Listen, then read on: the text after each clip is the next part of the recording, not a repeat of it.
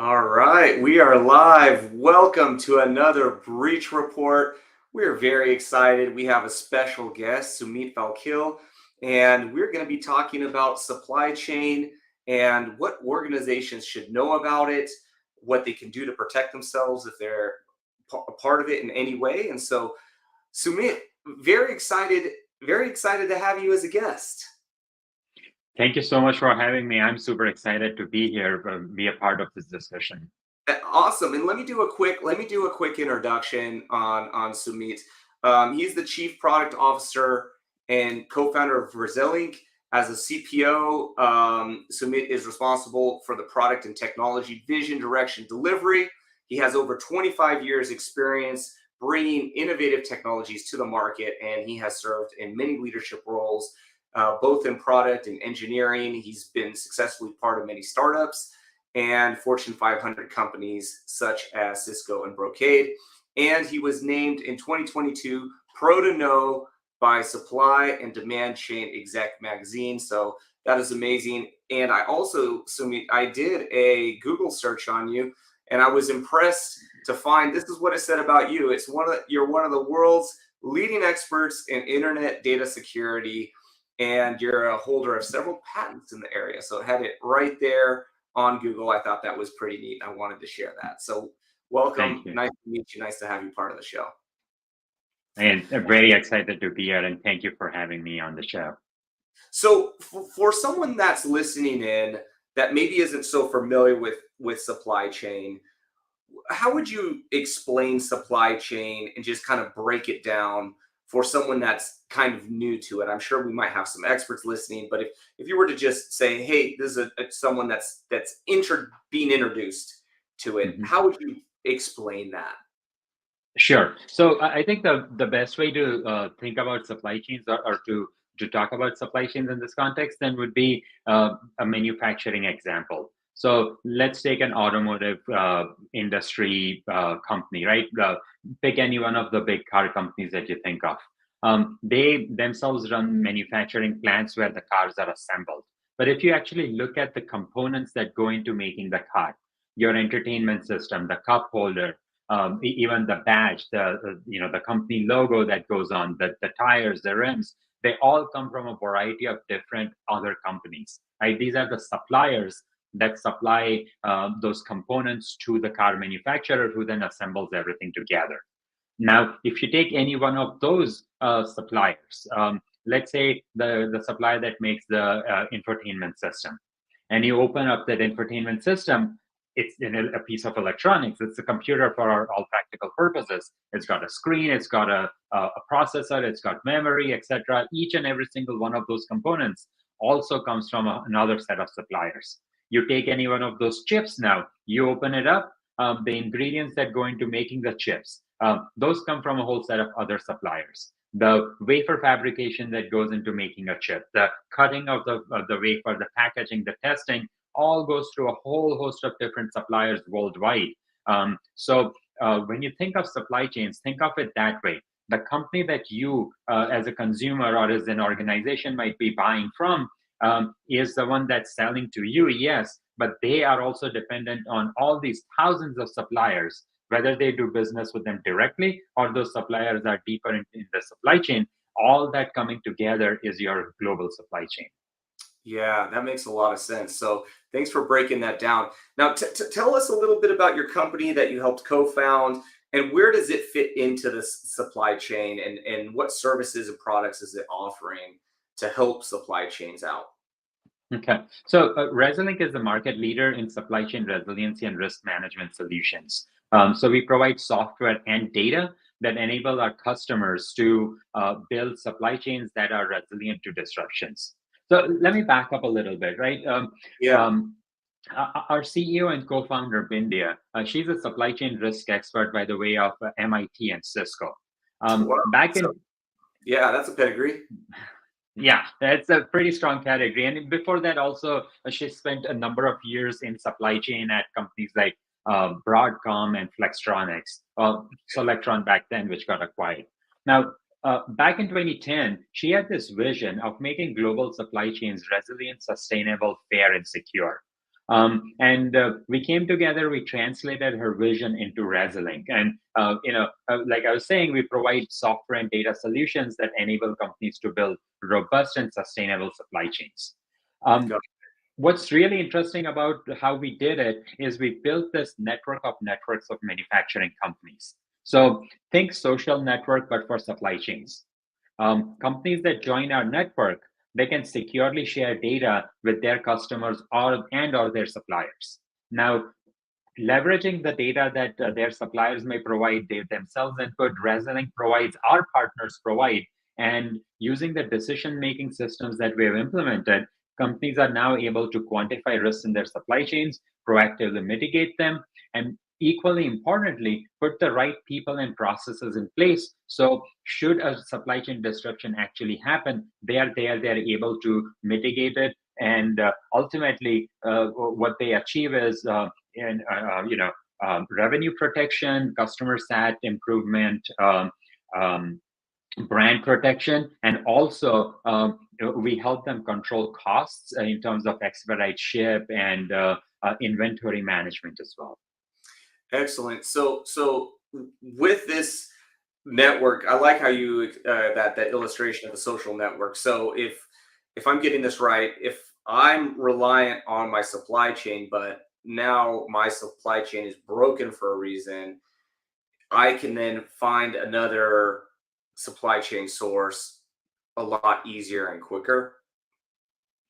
Correct. In fact, what we actually advise our customers to do is not wait till the disruption happens, but take advantage of the analytics of the risk quantification in the multi-tier supply chain and proactively take action. So if you see a supplier that has higher risk, let's say they have a higher risk because of where they are, geographically located.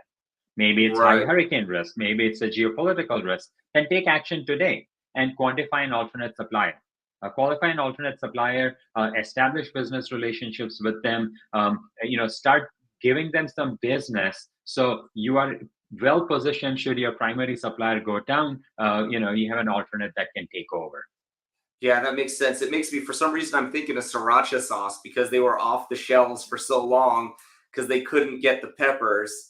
They probably should have had some alternate sources of the chili pepper that they needed long before the sriracha sauce wasn't available. I don't know if you saw that, but sriracha sauce Yeah. was going for like $100 on eBay and stuff. It was crazy.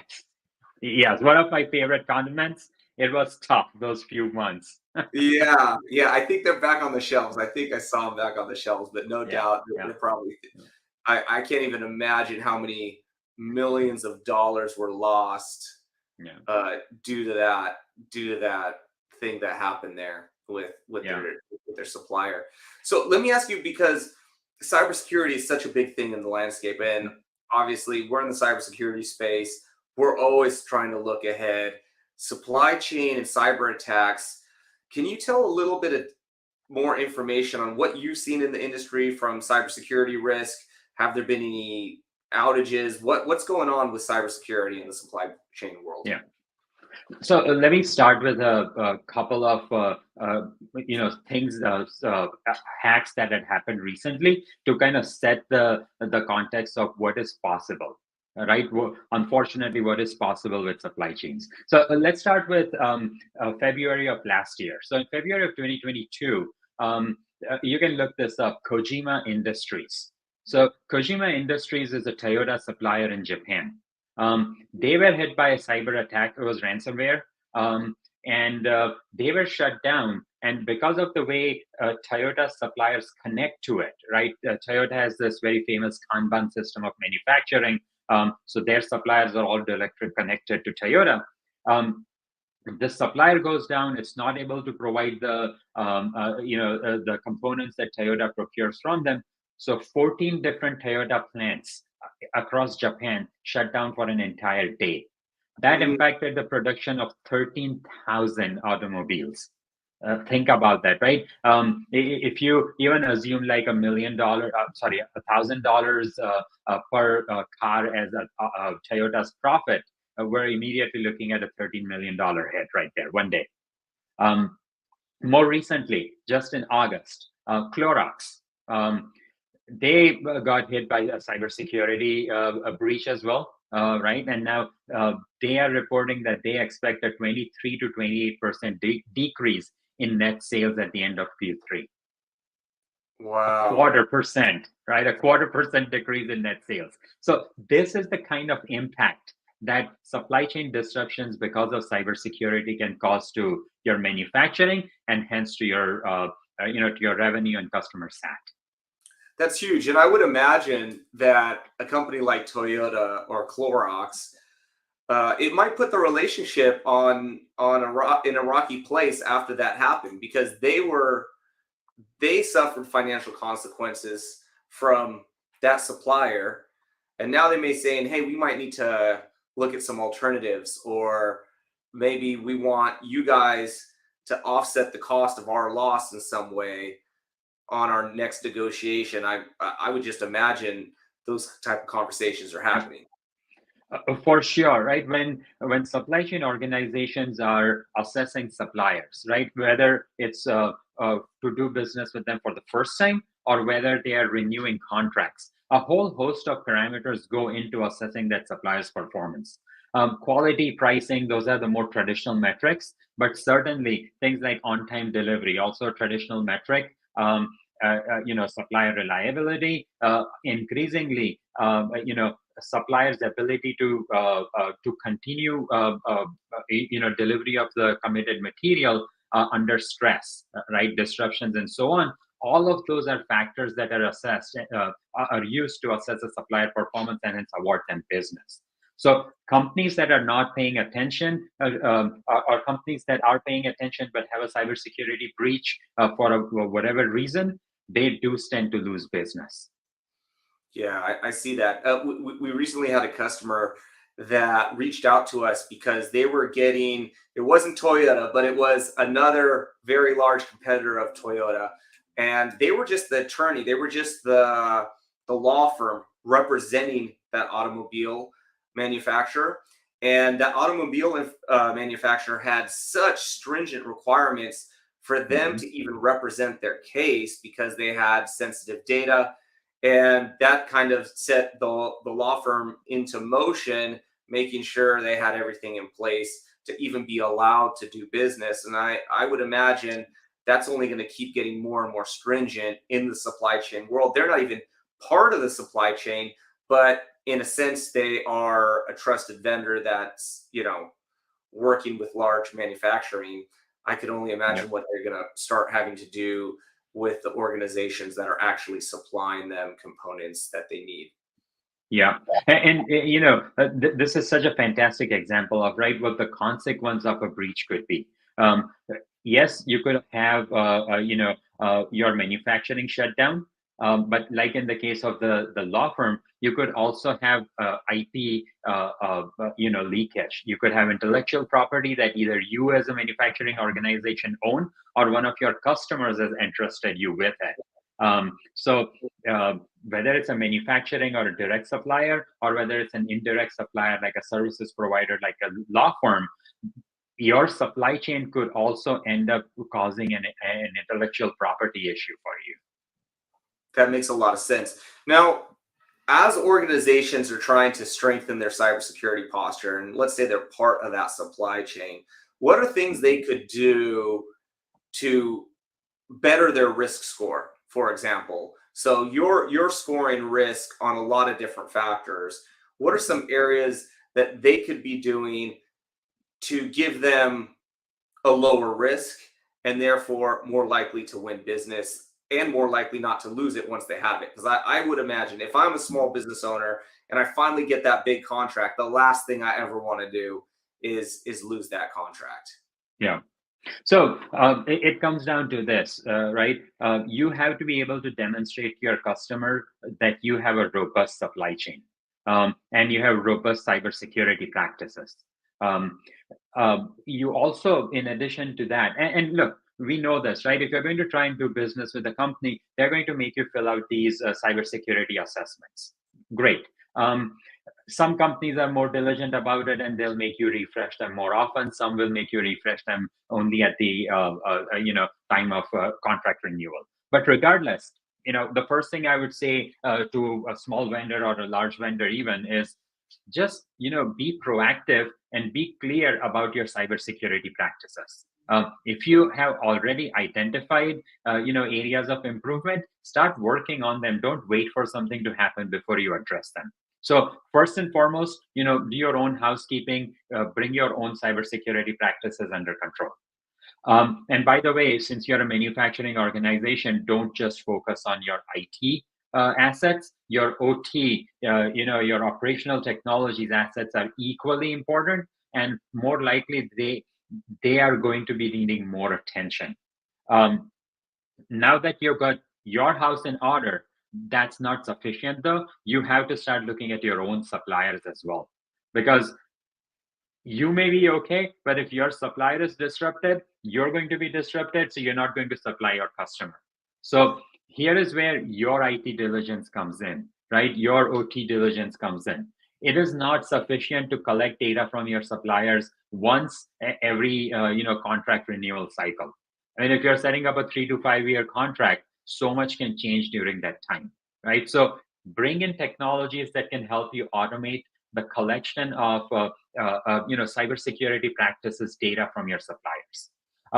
Those traditional spreadsheets and documents that we have our vendors fill out as IT diligence, go beyond that, right? You bring in a system, and you can look at some of the examples Resilinc has as well, but bring in a system that will let you easily quantify, all right, where the gaps in the supplier cybersecurity practices are.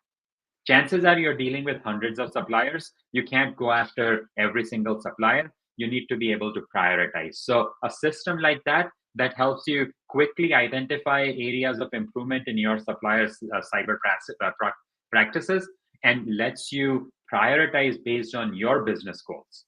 So maybe that supplier has a disproportionately large impact on your revenue. Maybe they are holding some really sensitive IP for you. Those are the suppliers you want to prioritize first. Go after them, help them, work with them, right? This is not about yanking the business from them and going to someone else. It is very much a cooperative thing in supply chain.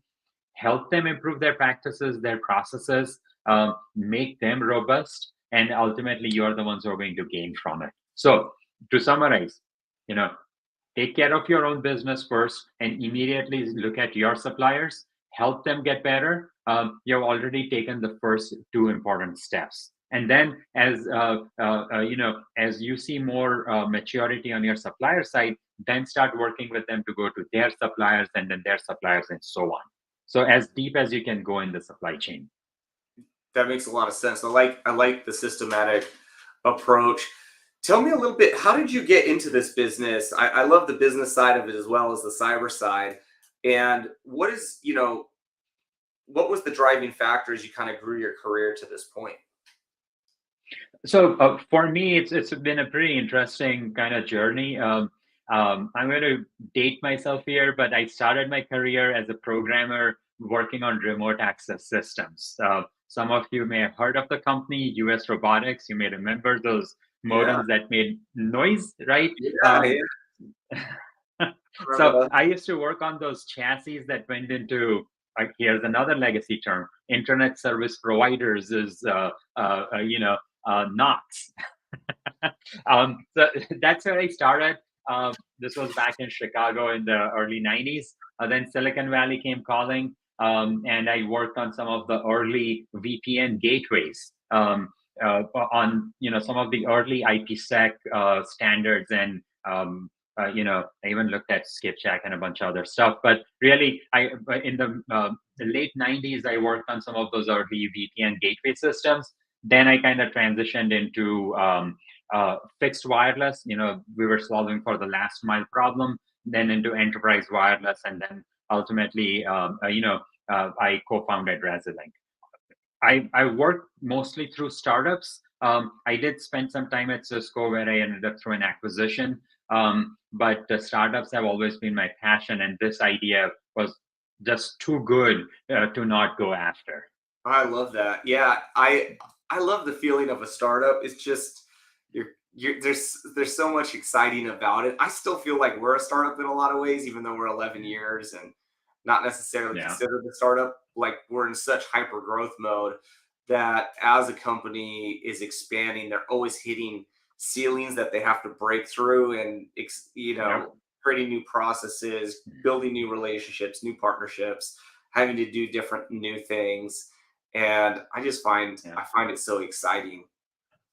Yeah, everything you said there, I was like, I can identify with every single thing here. We've been in business for 13 years, and yeah, we're also not considered a startup anymore. But every single day, it's like, let's break down this problem, right? Let's go solve for this. Here's something new we can do. It's just amazing. It's a lot of fun. It's great. It's great. Now, what is the ideal customer profile for you as you're kind of expanding, obviously in the supply chain, but what's kind of on the small end, on the large end? Is there a certain niche you're looking for? Is it really any kind of manufacturing or supply chain participant? Yeah. What's the ideal area? So while our software is very standard and applies across industries without any modification, so you could have a high tech company and you could also have a CPG company use our software without any modifications. Our company level focus though is on a set of ICPs, and we're very laser focused on them. So high tech, automotive, and heavy machinery. Pharmaceuticals, medical devices, aerospace and defense, and increasingly the US federal government. The common theme across all of these industries for us is large organizations, complex supply chains that are global, and overlap of supply chains within industries and across our ICPs. Yeah, that makes a lot of sense.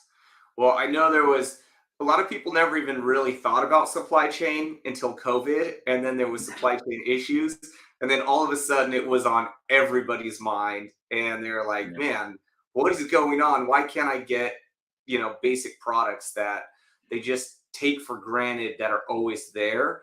And I feel that a lot of people started thinking about it differently, and business Mhm. owners certainly should probably think about it differently on making sure they're able to manage that risk and do what they need to make sure they're delivering for their customers, whoever that might be in the chain.